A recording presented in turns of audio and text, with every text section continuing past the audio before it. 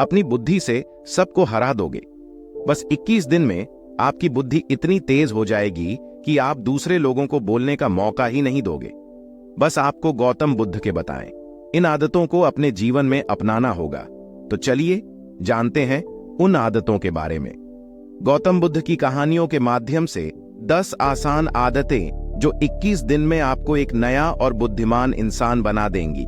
दोस्तों, कहानी शुरू करने से पहले कमेंट में नमो बुद्धा लिखकर वीडियो को लाइक जरूर करें। तो चलिए शुरू करते हैं। भगवान गौतम बुद्ध को कौन नहीं जानता।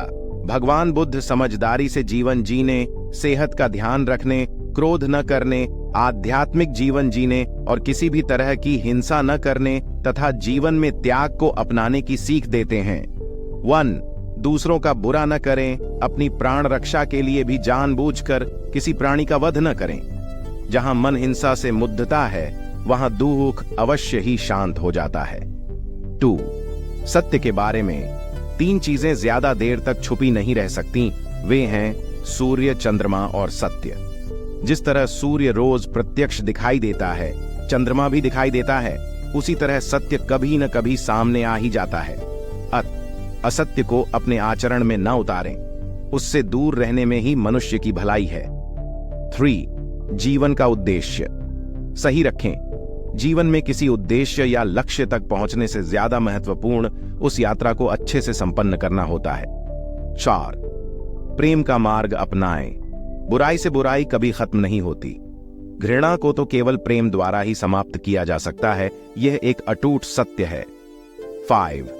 खुद जैसा औरों को समझना। जैसे मैं हूं वैसे ही वे हैं और जैसे वे हैं वैसा ही मैं हूं। इस प्रकार सबको अपने जैसा समझकर न किसी को मारें न मारने को प्रेरित करें। 6. स्वयं पर विजय। जीवन में हजारों लड़ाइयां जीतने से अच्छा है कि तुम स्वयं पर विजय प्राप्त कर लो। फिर जीत हमेशा तुम्हारी होगी। इसे तुमसे कोई नहीं छीन सकता। 7. दूसरों को सुख दें। मनुष्य यह विचार किया करता है कि मुझे जीने की इच्छा है, मरने की नहीं। सुख की इच्छा है, दुख की नहीं। यदि मैं अपनी ही तरह सुख की इच्छा करने वाले प्राणी को मार डालूं तो क्या यह बात उसे अच्छी लगेगी?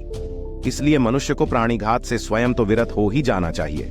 उसे दूसरों को भी हिंसा से विरत कराने का प्रयत्न करना चाहिए। 8. बैर भाव न रखें। वैरियों के प्रति वैर रहित होकर। आहा, हम कैसा आनंदमय जीवन बिता रहे हैं। वैरी मनुष्यों के बीच अवैरी होकर विहार कर रहे हैं। 9. पशु हिंसा से बचें। पहले 3 ही रोग थे, इच्छा, क्षुधा और बुढ़ापा। पशु हिंसा के बढ़ते बढ़ते वे 98 हो गए। ये याजक, ये पुरोहित निर्दोष पशुओं का वध कराते हैं, धर्म का ध्वंस करते हैं। यज्ञ के नाम पर की गई यह पशु हिंसा निश्चय ही निंदित और नीच कर्म है। प्राचीन पंडितों ने ऐसे याजकों की निंदा की है।